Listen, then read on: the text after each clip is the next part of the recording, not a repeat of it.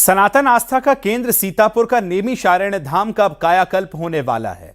अयोध्या की तर्ज पर विश्व स्तरीय तीर्थ के रूप में इसे नई पहचान दिलाने से तेजी से प्रयास हो रहे हैं। करीब 200 करोड़ रुपए की लागत से विकास कार्य तेजी से अब आगे बढ़ रहे हैं। रिपोर्ट में दिखाते हैं।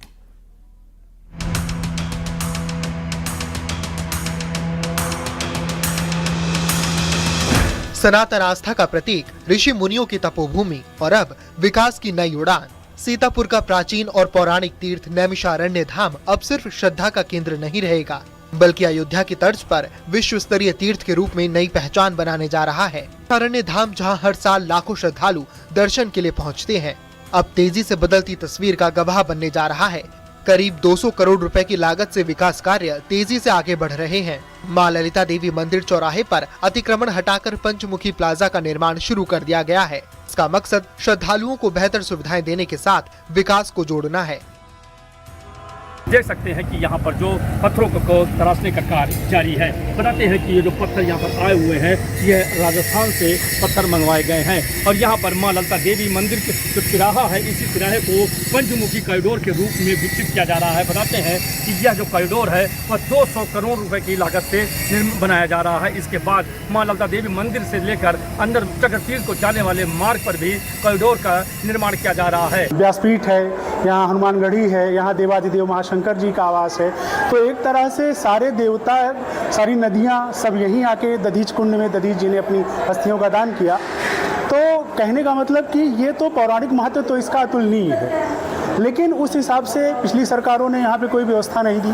अब जैसे आप देख रहे हैं काशी विश्वनाथ बाबा का जो कॉरिडोर बना, व्यवस्थाएं बदलती हैं तो हर तरह से आर्थिक रूप से, सामाजिक रूप से, धार्मिक रूप से उसका फायदा ही मिलता है।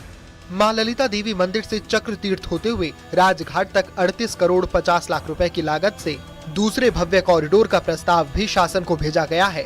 इस कॉरिडोर में श्रद्धालुओं के लिए कैंटीन, शुद्ध पेयजल, आधुनिक शौचालय और जरूरी यात्री सुविधाएं विकसित की जाएंगी। सरकार द्वारा विभिन्न योजनाएं यहाँ पे इस समय क्रियान्वित है और आगे भी प्रस्तावित है।